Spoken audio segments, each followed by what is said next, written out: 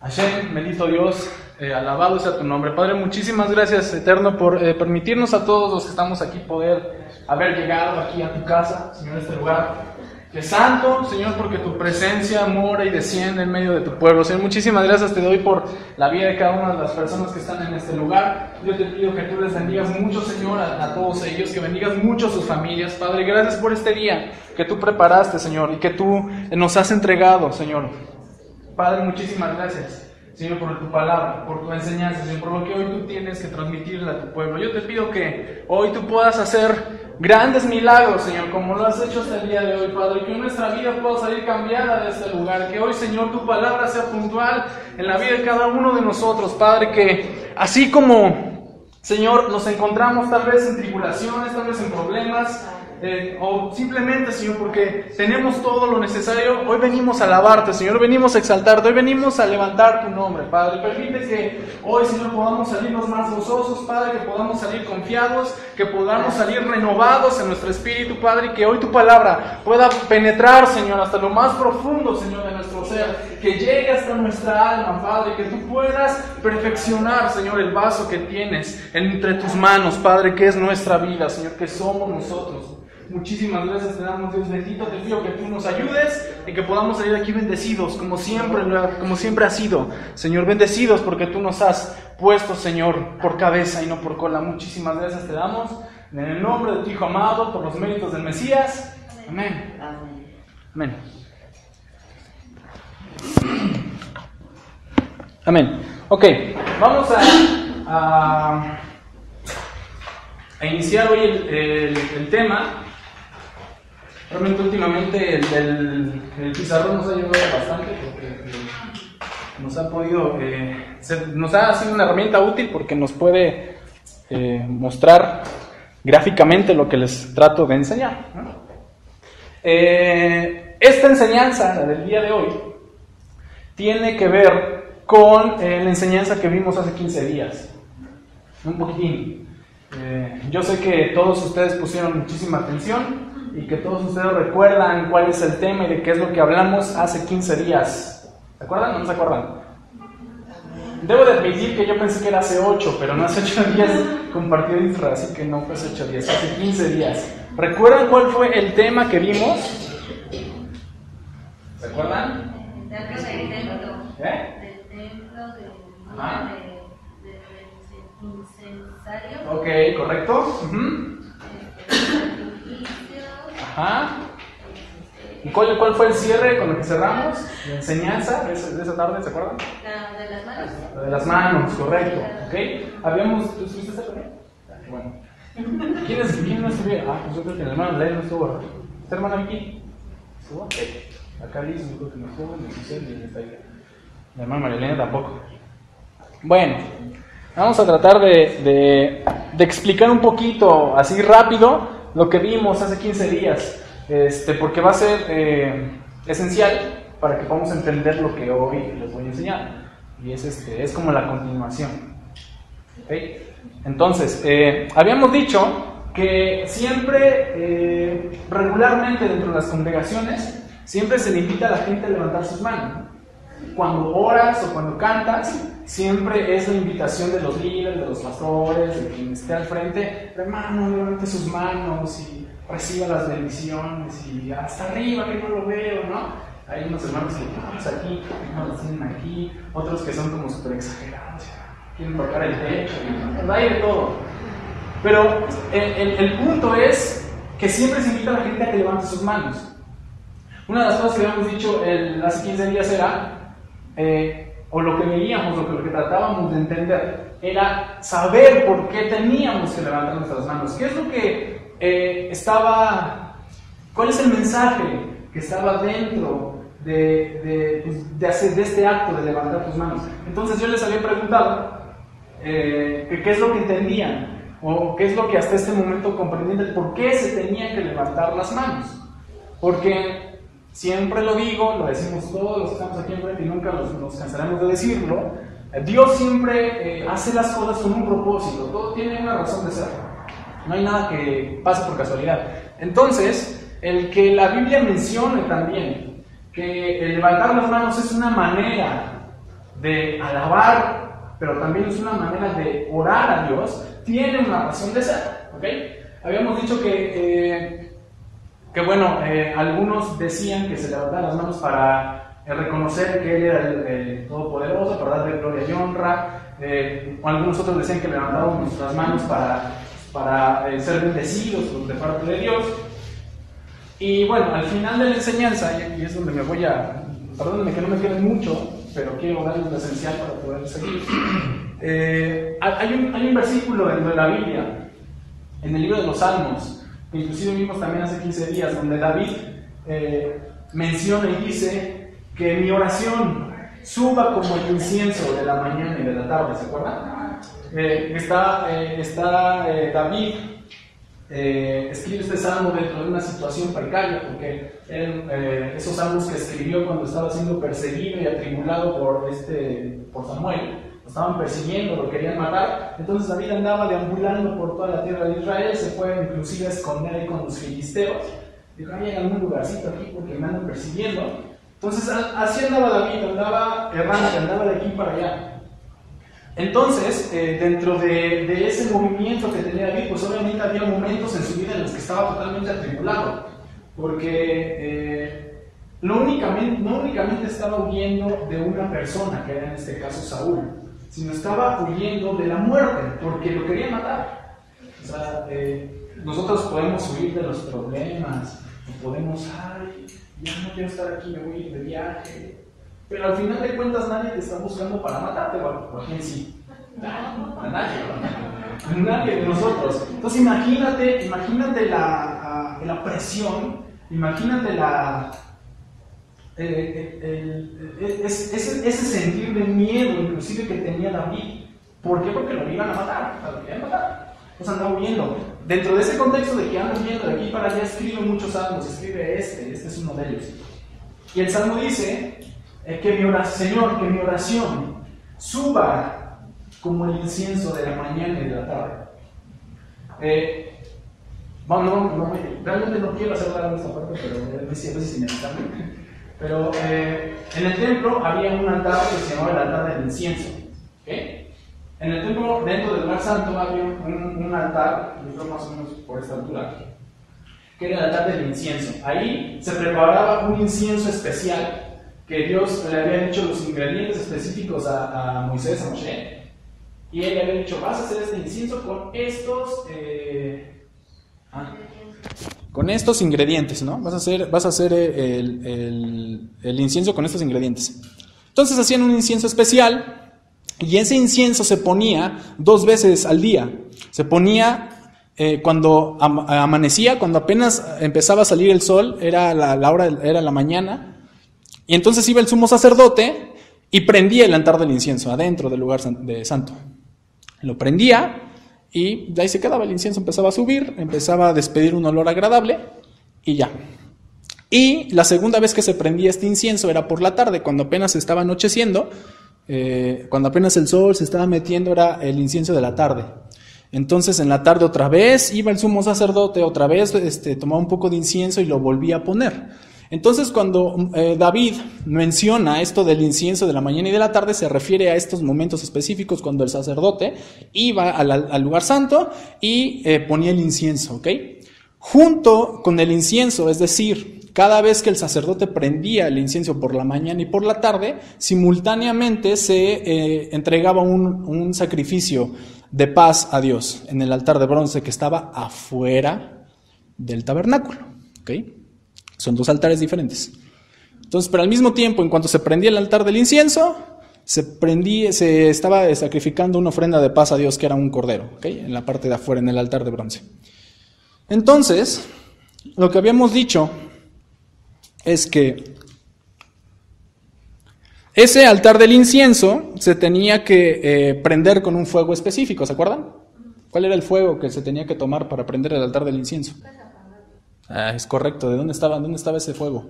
Ese fuego estaba, o el fuego con el que se tenía que prender el altar del incienso era con el fuego del altar de bronce. Sí, donde sacrificaban los holocaustos, las ofrendas de paz, etc. ¿Okay? Esta es mi escala del tabernáculo. Este es el altar de bronce, que es el que estaba afuera, y es donde se sacrificaban todas las ofrendas de paz, los sacrificios por el pecado, el cordero de Pascua, todos esos, ahora sí que sacrificios se hacían aquí, en el altar de bronce. Este cuadrito pequeñito es la representación del altar del incienso que estaba en el lugar santo, dentro del tabernáculo, ¿ok? Esta parte de aquí es el lugar santo, todo esto, y este pequeño pedacito donde estaba el arca es el lugar santísimo, ¿ok? Entonces cuando el sacerdote iba a prender el altar del incienso, él tenía que tomar el fuego específicamente de este altar. No podía tomarlo de ningún otro lugar. Si él tomaba un fuego así de donde él quería, si decía, ay, por aquí traigo unos cerillos, a ver, ya para no ir al altar, no salir, se me agarra unos cerillos y lo prendo, o sea, no tenía que hacerlo de esa manera. Él tenía que ir al altar de bronce, tomar el fuego y llevarlo hasta el altar del incienso. Esa es la razón por la que los hijos de Aarón, ¿se acuerdan?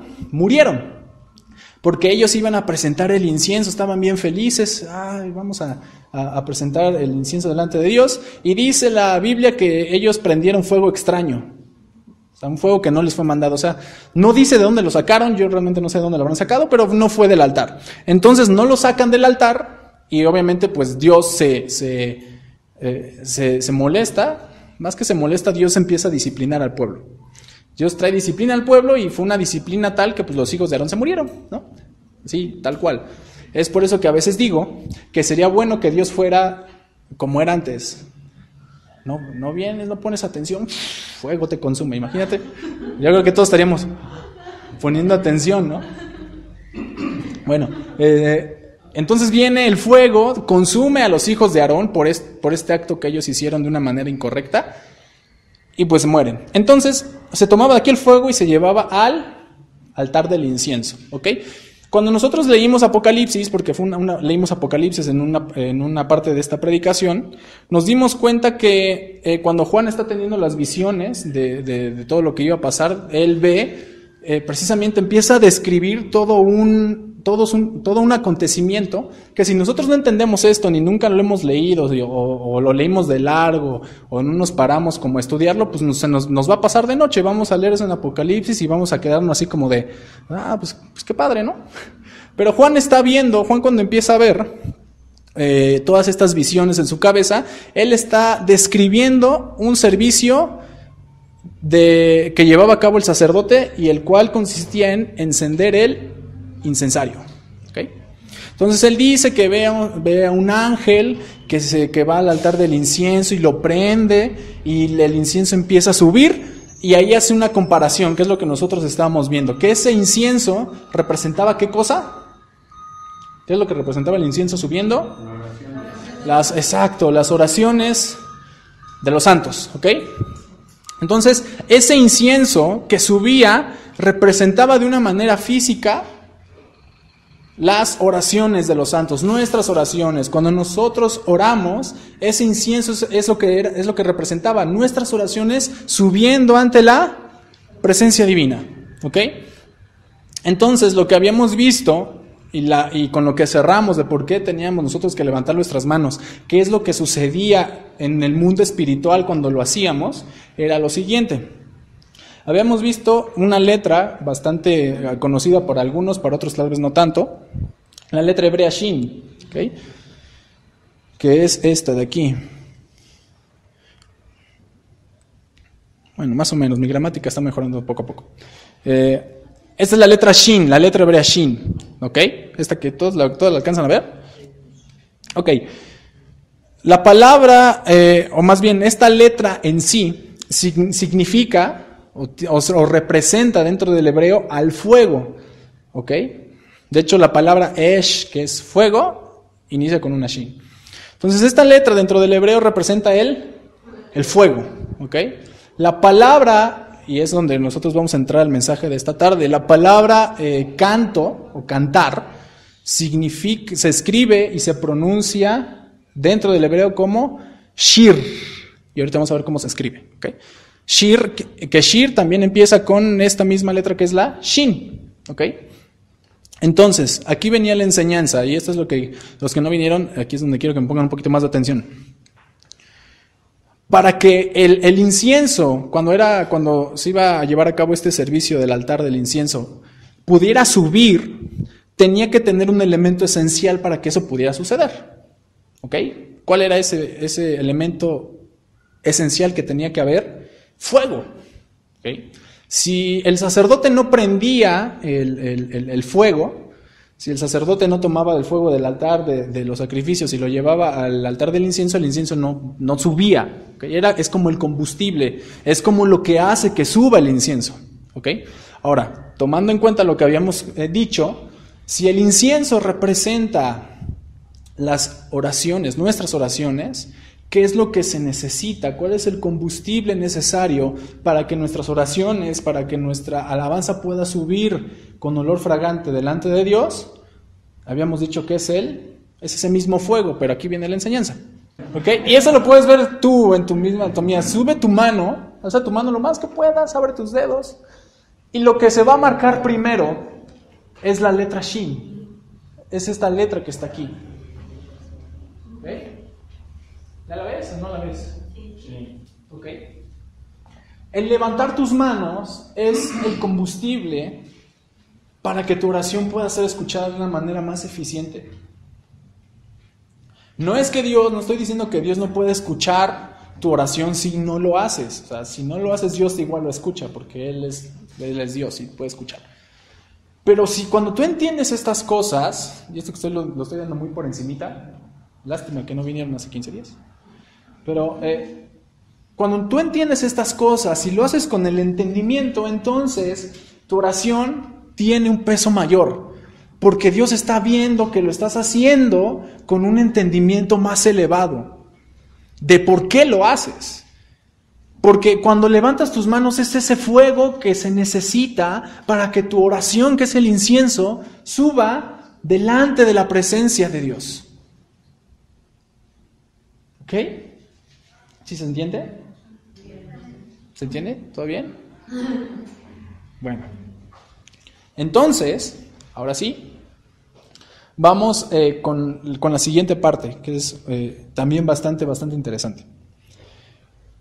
Sabiendo esto, realmente este tema se centró en la oración, pero habíamos dicho que también tiene que ver con la alabanza, porque muchos estamos acostumbrados, y obviamente no es algo malo, quiero aclararlo antes pero muchos estamos acostumbrados a aplaudir y estar gozosos, ¿no? Pero levantar tus manos en medio de la alabanza también tiene una razón de ser, y también es una razón poderosa. Hay una razón poderosa detrás para que lo hagas. Ahora, fíjense, voy a borrar esto.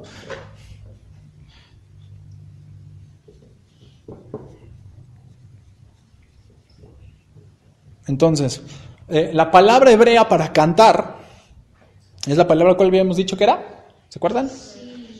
Eso, shir.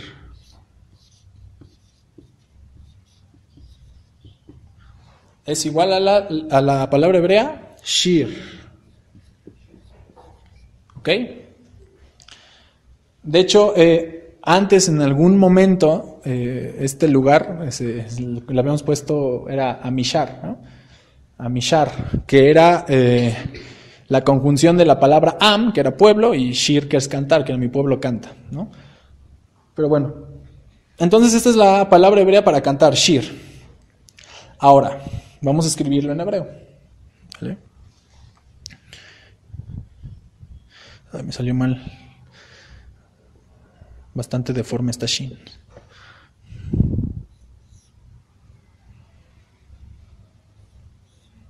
Ahí está. Así es como se escribe la palabra cantar en hebreo. ¿Okay? Que es una shin, es una yud y es una resh. ¿Ok? Es una resh. ¿Ok? ¿Todos vamos bien hasta aquí? Ok. Hay una parte dentro de la Biblia, dentro de la Escritura, que dice que fue Pedro, junto con Juan. Pablo también lo encarcelaron, pero a lo que me refiero es a Pedro y a Juan. Dice que los agarran y los meten a un lugar bastante feo, que es a la cárcel, a un calabozo, ¿no? Por andar predicando. O sea que ellos sí eran buenos. Yo creo que ninguno de nosotros nos ha agarrado la patrulla por andar predicando en la calle, ni nos ha llevado al torito por andar predicando, ¿eh? Bueno, ellos sí, ellos estaban en otro nivel. A ellos los agarran, ya los querían golpear, por ahí le dieron 2 que 3 golpecitos, pero los agarran y los meten al calabozo, los meten a la cárcel. Y dice que en la cárcel, estando ellos en la cárcel, ellos hacen algo, que inclusive hay muchas predicaciones sobre eso, pero yo estoy muy seguro que aunque tú no hayas escuchado ninguna predicación de esas, lo has de haber leído alguna ocasión. ¿Qué fue lo que hizo Pedro y Juan cuando estaban ahí encerrados? Se pusieron a cantar. ¿Ok? En esa situación complicada, en esa situación compleja en la que ellos estaban encerrados, dice que ellos empezaron ¿a qué? A cantar.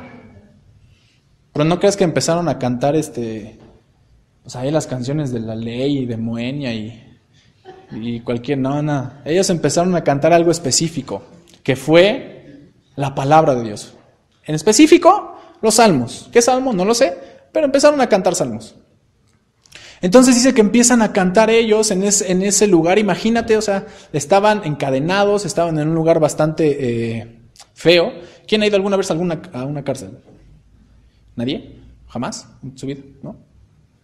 ¿Tú sí? ¿Tú nunca fuiste ¿No? ¿Nunca fuiste cuando hacían sus salidas ahí en otra iglesia? ¿No? Bueno, es un lugar bastante... no es un lugar que esté bastante padre o bonito. Es un lugar bastante feo. Bueno, ellos estaban en un lugar bastante feo, horrible, en una situación bastante difícil y compleja. Y yo me pongo a pensar y digo, si yo estuviera en la situación de Pedro y de Juan, tal vez estaría ideando un plan para escapar, ¿no? O tal vez estaría resignado a esperar lo que viniera, ¿no? Esa es la realidad, porque muy pocos de nosotros podemos darnos el lujo de cantar en medio de una tempestad, en medio de una tormenta. No lo hacemos. Cuando viene un problema, ¿qué es lo primero que hacemos?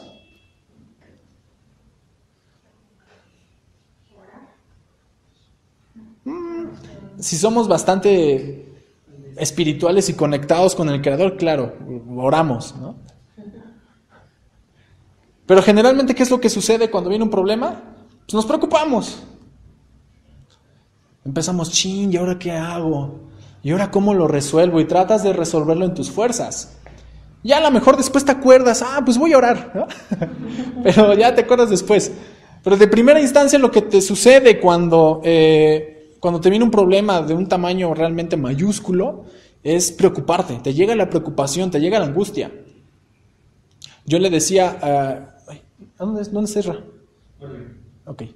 Yo le decía a Isra ayer, porque estábamos platicando de algunas cosas y él me estaba contando algunas cuantas cosas, yo le conté algunas cuantas otras, y llegamos a la conclusión de que de repente alguien decidió desatar la tormenta sobre nosotros.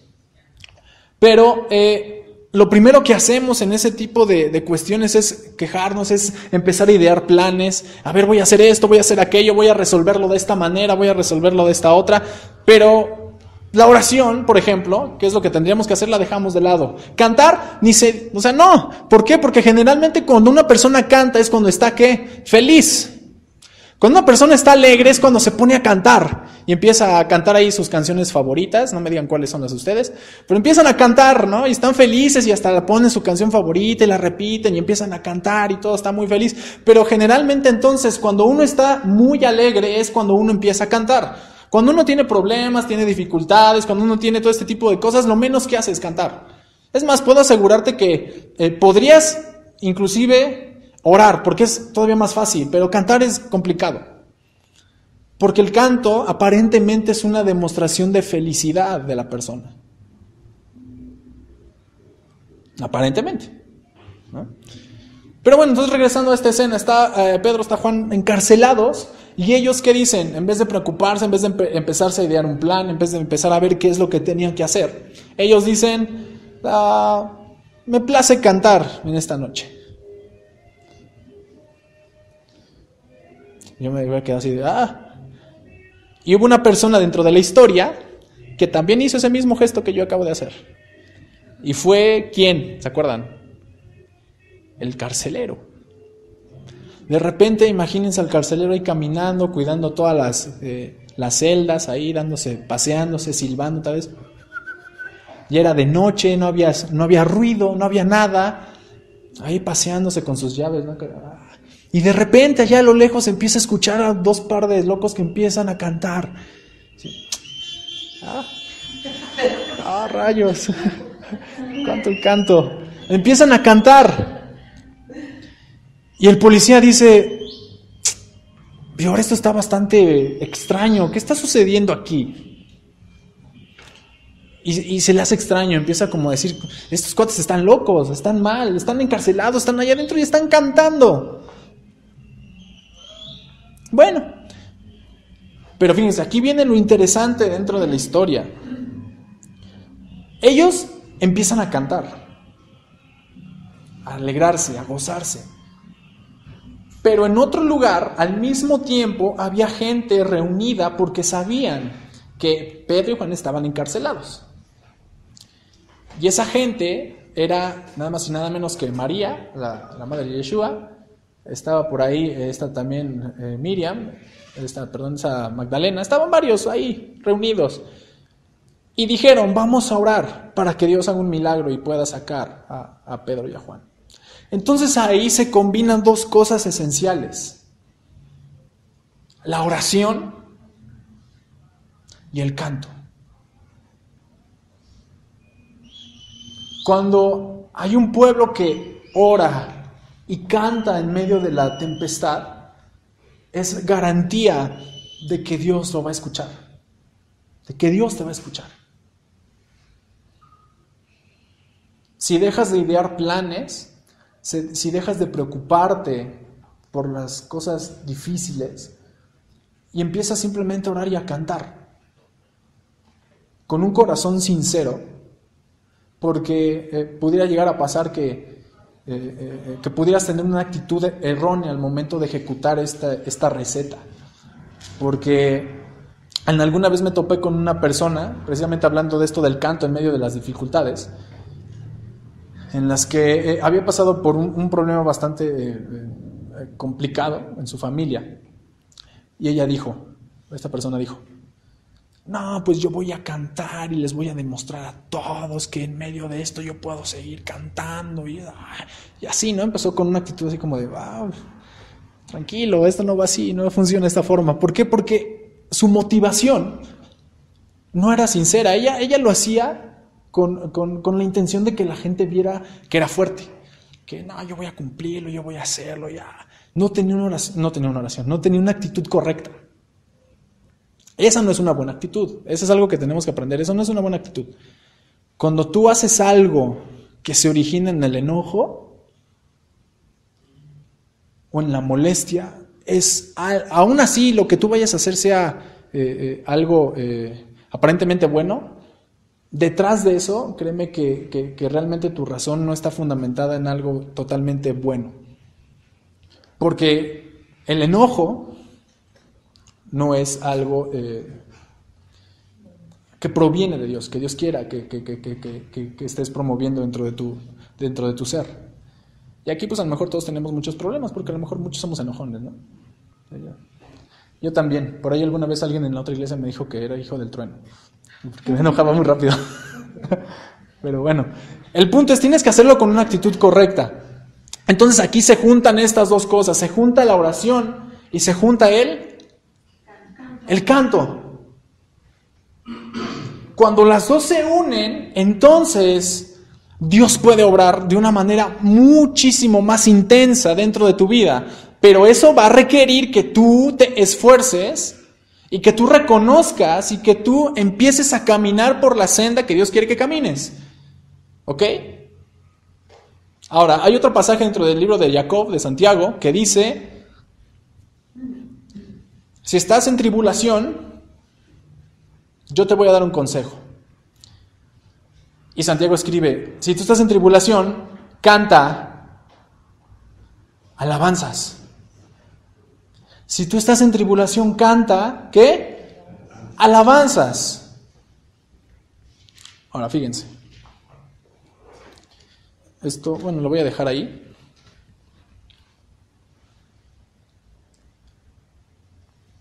Vamos a añadir a toda esta enseñanza del fuego y de levantar nuestras manos cuando oramos, es lo siguiente. Volviendo al tabernáculo, ya dijimos todo esto del altar, del incienso, cómo se tenía que prender y todo eso. Pero viene la siguiente enseñanza, aquí es donde quiero que me pongan atención porque esto se pone bueno, esto se pone intenso ahorita. En el altar de los sacrificios, en el altar de bronce, como habíamos dicho, se llevaban a cabo todos los sacrificios habidos y por haber. Pero dentro de todos esos sacrificios habidos y por haber, había uno en especial que se llevaba a cabo dentro de ese altar y era el sacrificio de Pesaj, el sacrificio del Cordero. Cuando el templo estaba funcionando, cuando el templo existía y una persona quería celebrar Pesaj, tenía que escoger un corderito de un año, 10 días antes de la festividad, tenía que examinarlo, tenía que revisarlo, que fuera de lo mejor de sus ovejas. Y cuando era el momento o cuando se acercaba a la festividad, tenía que llevarlo al templo. Cuando esta persona lo llevaba al templo, los sacerdotes hacían todo vamos a decirlo de esta manera, llevaban a cabo toda una serie de instrucciones de cómo se tenía que sacrificar ese cordero. De hecho, si Dios nos da vida, vamos a tener una predicación especialmente acerca del sacrificio de Pesaj, porque la manera en la que el cordero era sacrificado, inclusive la forma como lo degollaban, qué es lo que hacían primero, todo ese proceso, dentro de todo ese proceso está la vida de Yeshua, la vida de Jesús, pero eso lo vamos a ver, yo creo, en otra ocasión. ¿Okay? Pero bueno, lo llevaban y ese sacrificio se ponía en el altar de bronce. Ahora, ¿quién fue nuestro Cordero Pascual? Jesús fue nuestro Cordero Pascual, que fue sacrificado en el altar de bronce. De ese fuego, de ese sacrificio, es con el que nosotros prendemos nuestro incensario y es el combustible a través del cual nuestra oración va a subir. Es decir, que no únicamente son nuestras manos las que levantamos y sube y con eso nuestra oración sube, sino que también es el sacrificio de Jesús, el sacrificio de nuestro Mesías, el que hace que eso sea posible. Porque si tú no lo hubieras conocido, muy difícilmente estarías aprendiendo estas cosas. Si tú no lo hubieras conocido, muy, muy difícilmente inclusive estarías orando de esta manera, porque no lo hubieras conocido, no lo hubieras sabido. Pero porque lo conoces, es que te trae este tipo de revelaciones. Ahora, fíjate, el nombre de Jesús en hebreo, el nombre que es Yeshua, se escribe de la siguiente forma. ¿Alguien sabe? ¿Alguien alguna vez ha visto por ahí cómo se escribe? O alguien que ya esté avanzado en el hebreo, que yo sé que muchos de ustedes han visto cómo se escribe. Vamos a escribirlo aquí. Bueno, ¿ok? La primera letra es una Yud. Después, la Shin, una Baf y una Ayin. ¿Okay? Aquí está el nombre de Jesús, Yeshua en hebreo. ¿Ok? ¿Sí lo ven? Una Yud, una Shin, una Baf y una Ayin. Ahora, ¿alguien trae lo que alguna vez les di, su hojita de letras hebreas? Ahí lo pueden ver. ¿No? ¿No lo traen? Bueno. Así se escribe el nombre de Jesús en hebreo. ¿Todos pueden verlo? ¿Sí? Ahora fíjense. Esto lo voy a poner aquí abajo. No les voy a decir qué es hasta que lo empiecen ustedes a ver.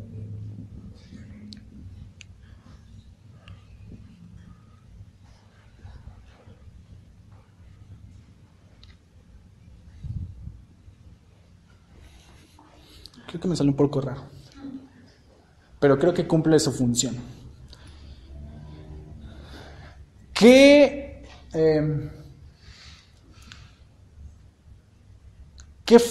forma del cuerpo humano tiene esto? Que tiene que ver inclusive también con lo del fuego y todo eso que vimos. Creo que me salió un poco feíto, pero cumple su función. Una antorcha, más o menos, por ahí. Más o menos. No. Otra vez. Ahí sí como están sentados. Pues es la mano, ¿no? ¿Ah? La mano. Es una mano. ¿Sí lo ven o no lo ven? Otra vez me voy a quitar.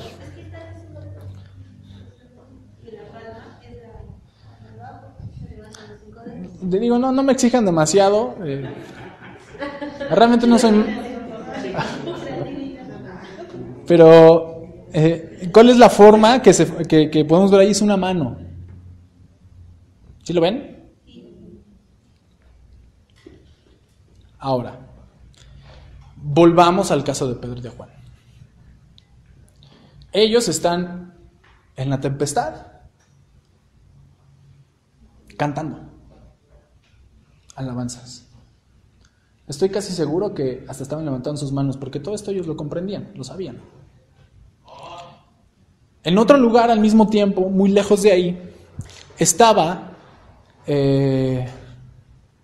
un grupo de personas que se habían puesto de acuerdo para orar, para que Pedro y Juan fueran preservados. Se juntó vamos a hacerlo de esta manera, vamos a ponerlo aquí al ladito. Se juntó la alabanza y se juntó también la oración. Y cuando esto se junta, entonces nos va a pasar algo. Dentro de la historia de Pedro y de Juan, vamos a voltear nuestros ojos hacia el carcelero. Estaba ahí entonces escuchando por ahí cantar a unos locos. Estos cuates están bastante locos. Pero dice que de repente sucedió algo que lo estremeció. ¿Cuántos conocen la historia? A ver, ayúdenme. Porque hoy no les he preguntado muchas cosas, así que ayúdenme. ¿Qué es lo que pasa dentro de esta historia? ¿Se acuerdan?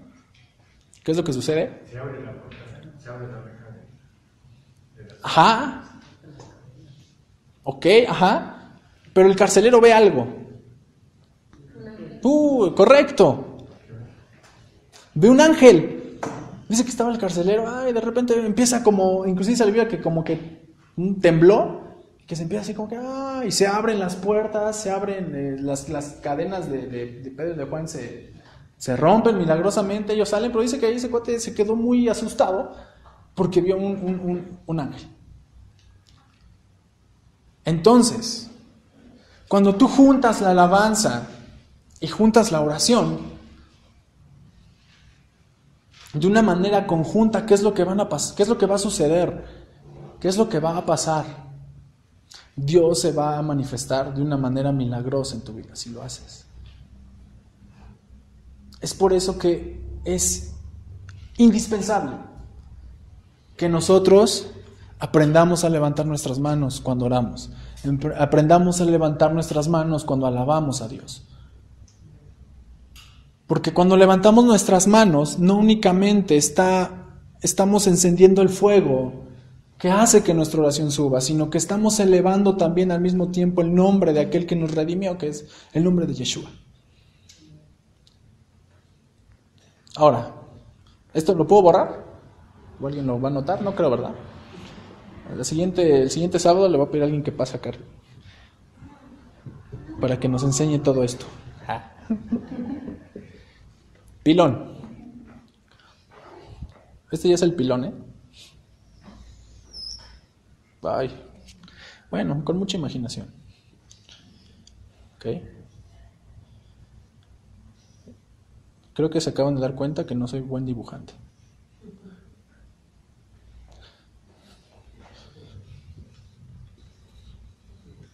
Ok.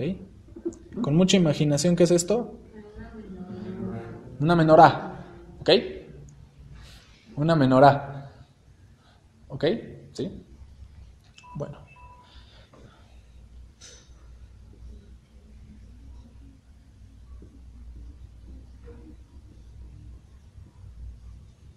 A ver, los músicos que me digan eso qué es.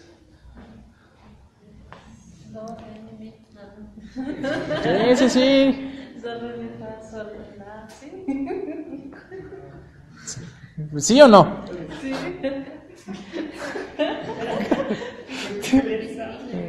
Ok, los músicos. Entonces, ¿aquí qué hay? Están las notas musicales, las notas... ¿Cómo se lee? ¿La escala natural?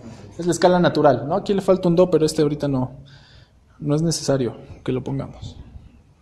Es la escala natural, ¿ok? Do, re, mi, fa, sol, la, si. Dice la historia del pueblo de Israel que cuando Dios creó las cosas, Él lo hizo a través de su ¿qué? De su palabra. Y su palabra tenía un ¿qué? Un sonido. Y por lo tanto, si su palabra tenía un sonido, también tenía una nota musical. Daba una nota musical cuando estaba creando las cosas. Y dicen, esto ya es parte de historia del pueblo de Israel. Por ahí del año 1500, 1600, nace dentro de la ciudad de Svat el círculo cabalista más famoso de todos los tiempos dentro del judaísmo, que se le llamó el círculo Mekubalim, que eran cabalistas sefarditas que se dedicaban precisamente al estudio de la Kabbalah, ¿no? ¿Qué es Kabbalah? En pocas palabras, es el estudio místico de la palabra, lo más oculto, lo que únicamente Dios revela. Porque ahí no aplica de que, escuché esta enseñanza, la voy a agarrar para enseñar, ¿no? Que no es algo malo, pero no aplica, con los cabalistas no aplicaba de esa manera. Todo lo que ellos aprendían era totalmente algo revelado por Dios directamente, ¿ok? Entonces, este grupo de cabalistas en Svat, sefaradís, empiezan a desenterrar los misterios de la escritura y llegan a esta parte que yo les estoy comentando. Cuando Dios crea las cosas, Dios lo hace a través de su palabra, pero cuando Él estaba creando con su palabra también tenía una nota musical. Es decir, si yo ahorita estoy hablando y tal vez me ando paseando por toda la escala musical dando muchas notas, pero al final es un sonido con una nota característica, ¿ok? Cuando Dios entonces estaba creando las cosas, lo hizo con una nota musical. Y adivinen qué nota fue con la que Él creó las cosas según la tradición del pueblo de Israel. Fue con la nota de Fa. La nota de Fa. Es por eso que muchos dicen que las canciones que más llegan y penetran el alma del ser humano están en el tono de Fa. Están tocadas en el tono de Fa. Pero realmente, al menos yo, no conozco muchas canciones que estén dentro del tono de Fa. Conozco muchas dentro de Mi, dentro de Sol, La, de otras notas, pero de Fa es difícil encontrarlo. ¿Tú conoces muchas? Pero podríamos decir que las más comunes están en Sol, en Mi, ¿no? Es muy difícil encontrar canciones. Pero una canción tocada en el tono de Fa, es una canción que muy seguramente va a llegar a tu alma. Porque es la nota con la que Dios creó las cosas. Nosotros fuimos hechos, sí, por su palabra, pero viéndolo desde este punto de vista también a través de una nota musical. Nosotros somos seres musicales también. Es por eso que la música, ciertas notas tienen la capacidad de poder generar dentro de ti diferentes estados de ánimo. Hay música que puede llevarte a la tristeza. No únicamente por la letra, ¿no? De por sí ya la letra puede ser bastante, como diríamos, bastante emo. O sea, de por sí la letra puede ayudarte mucho, pero las notas, la música, puede ayudar todavía más a la letra a hacerte caer en depresión, a que te sientas mal. Hay notas que sirven y que te ayudan a levantarte el ánimo. Si quieren también luego vemos un poquito de esto, está bastante interesante. Pero entonces la idea es que cada una de las notas musicales tiene una repercusión en tu espíritu. No sé si inclusive cuando vas a ver una película de terror hay ciertas notas que se utilizan dentro de ese tipo de películas porque te generan tensión. Así como que, no, quítate, ahí va, ¿no? Y empiezan la musiquita, no, entonces te generan tensión. Así, Todas las notas, porque somos seres musicales. Fuimos creados, sí, a través de la palabra, sí, a través de la palabra de Dios, pero también a través de una nota musical. Entonces, esta es la menorá. Y dentro de la menorá podríamos decir que se encuentran todas las notas musicales, al menos la escala natural. Ahorita no vamos a tocar tampoco lo de los bemoles y todo eso. Los sostenidos, no. Ahora, todos tienen su Biblia porque no la hemos agarrado casi este día. Vamos al Salmo 119, por favor.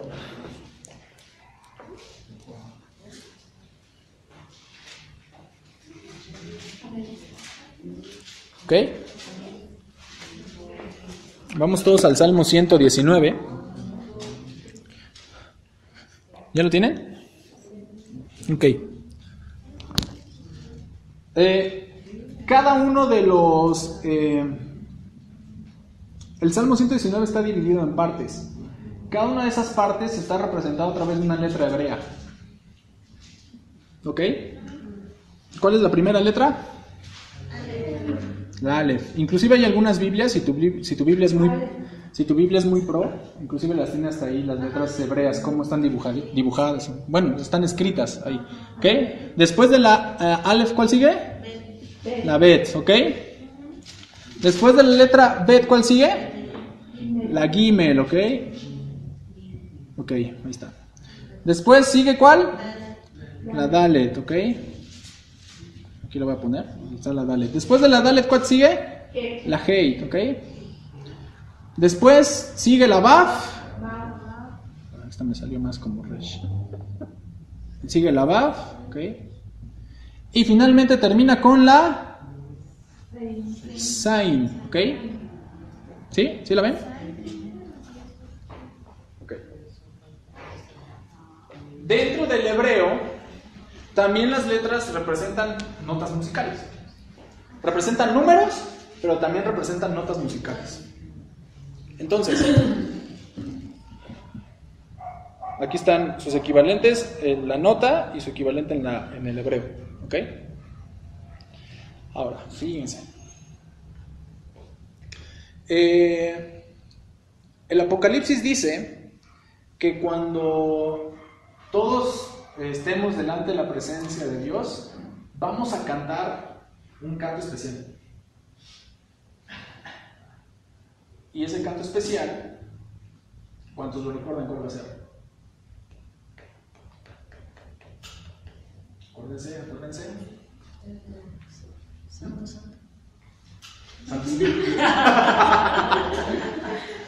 Santo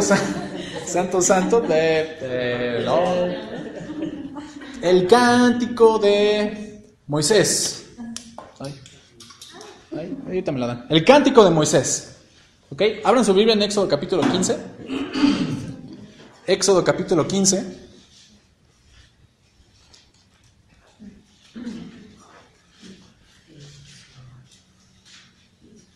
Y que alguien me lea el versículo 1. Con esto vamos a cerrar. Sí, quien sea que ya lo tenga, que lea el versículo 1. Entonces cantó Moisés y los hijos de Israel este cántico a Jehová y dijeron: Cantaré yo a Jehová porque se ha magnificado grandemente, ha echado en el mar al caballo y al jinete. Ok, muy bien. ¿Cómo inicia ese versículo? Otra vez, Esther, porfis, nada más las primeras letras, las primeras palabras. Entonces cantó Moisés. Ahí está ahí. Entonces, ¿qué? Cantó Moisés. Entonces cantó Moisés. Ahora, si tú buscas esa palabra, esas palabras dentro del hebreo, dirían algo más o menos así: As Yashir Moshe. En hebreo, esas palabras, lo que acabamos de ver en español, en hebreo se pronunciarían As Yashir Moshe. Pero ahí viene un error de traducción. Ahí dice: entonces cantó Moisés. ¿Ok? Pero la palabra hebrea que se traduce ahí como entonces cantó, es la palabra as. Ahorita la voy a escribir aquí. As, que es la letra Aleph y la letra Zayin, que dentro del español equivalen a la A y a la Z. ¿Okay? Recuerden que el hebreo se lee de izquierda a derecha. ¿Okay? As. Y esa palabra se tiene que traducir de una mejor manera como cantará. Es decir, as yashir. Cuando tú dices as yashir, ahí estás diciendo cantará, no estás diciendo cantó en tiempo pasado. As yashir se traduce como cantará. Entonces, si tú lo lees ahí en el versículo 1 de Éxodo 15, la traducción correcta sería entonces cantará Moisés. Y aquí puede a lo mejor haber una especie de confusión porque en ese momento cuando están haciendo el cántico, cuando lo están creando, cuando le viene la inspiración divina a todos ellos y empiezan a cantar, ya habían sucedido los hechos que se narran dentro del canto, que fue que Dios le echó a la mar, al caballo y al jinete, que fue cuando cruzaron el Mar Rojo en Éxodo capítulo 14. Entonces lo más lógico, cuando lo estaban traduciendo, dicen, pues ¿cómo que cantará? No, cantó, pues ya pasó, ya es tiempo pasado, cantó Moisés. Sí, cantó y así se quedó, cantó, pero no, la traducción es cantará. ¿Por qué? Porque ese canto se va a cantar, ¿en qué lugar? En la eternidad. Ese canto es el canto que Dios nos invita a que nos aprendamos porque lo vamos a cantar en la eternidad. Y aquí viene la parte interesante de todo esto y con lo que cierro.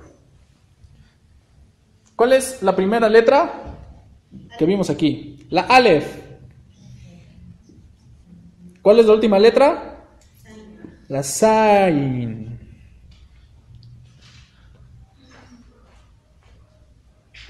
Es decir, que de alguna extraña manera, dentro de todo el cántico de Moisés está, vamos a decirlo de esta forma, todo el cántico de Moisés contiene en su esencia espiritual todas y cada una de las notas musicales.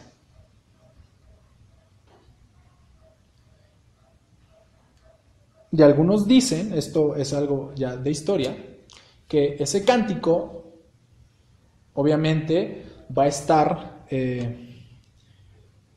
sus bases van a ser obviamente una nota musical, una escala musical, y adivinen cuál va a ser. La nota de fa. Entonces, yo no sé si Dios nos vaya a hacer una modificación en las cuerdas vocales o una vez dijo, todos conocen, no todos, pero a Urias, ¿quién conoce a Urias? No, ese no. Una vez él dijo, pues ya para qué me preocupo por cantar bien si ya cuando llegue me van a hacer modificación y ya voy a cantar. Le digo, ¡ay! No te pases.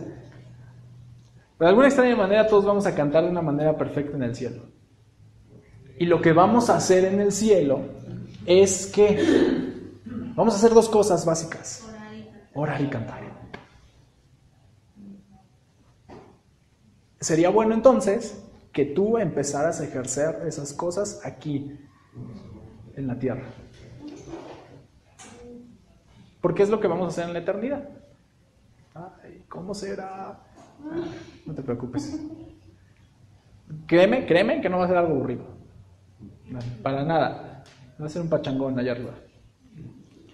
¿Ok? Pero entonces, con lo que cierro todo esto es, si tú estás en una situación complicada, y vaya que muchos de los que estamos aquí la estamos,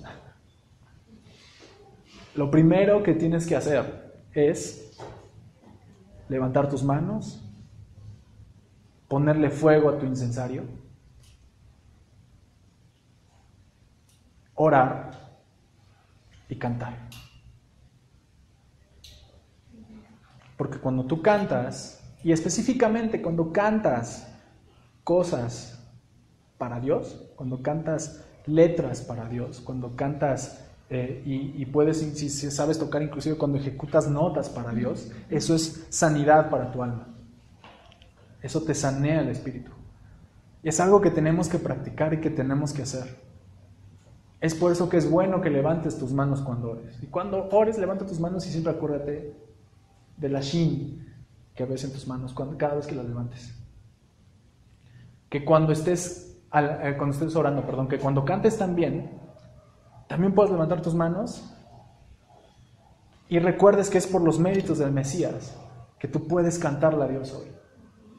Y que cuando tú juntes todas esas cosas, permitas que Dios pueda hacer milagros en tu vida. Y te invito a que los puedas ver. Simplemente, como consejo, no te desesperes. Porque aunque ese es otro tema, es importante mencionar que no debes desesperarte si lo que alguna vez le pediste a Dios no llega, cuando tú quieres que llegue. Lo que sí te puedo decir es que estés preparado para que cuando llegue estés listo para recibirlo. No te vaya a pasar como a Abraham, que Dios le hizo una promesa y le dijo: yo te voy a dar un hijo. Y que Abraham en su desesperación quiso hacer las cosas otra vez a su manera, quiso tener un hijo a su manera, y Dios dijo: no, eso que estás haciendo está mal. Eso que estás haciendo no es algo que yo espero que hagas. Dice: el hijo que yo te voy a dar va a ser en mi tiempo y va a ser mi promesa y van a ser de Sara, de tu esposa. Entonces, ¿qué fue lo que pasó con Abraham? Se desesperó. Pasaron 25 años, es un poco comprensible, ¿no? Pasaron 25 años para que la promesa se cumpliera en Abraham. O para la promesa que Dios le dio a Abraham se cumpliera. Entonces llegó un momento en el que Abraham se desesperó. Me dijo: de seguro yo me puedo imaginar a Abraham diciendo: ya, me dijo Dios que iba a hacer esto, pero ya, ¿qué se me hace que yo tengo que hacer algo también? A ver, vente acá, ¿no? Y lo quiso hacer a su manera y fue mal. No estuvo preparado para el milagro que Dios tenía, porque se desesperó. No te vaya también a suceder eso. Ora, canta y preocúpate por estar listo, porque no vaya a suceder que Dios cumpla el milagro y que Dios mande la respuesta y que tú no estés listo para recibirla. Porque tú ya hayas cerrado las puertas, ya has dicho como Abraham: no, pues ya lo voy a hacer a mi manera, o simplemente pues ya se quedó ahí, ya no hago nada. Porque eso sí te lo puede mandar Dios. Porque no, tanto pedir y cuando te respondo, no, pues ya no quiero. No, pues no. Así que vamos a ponernos en pie y vamos a orar.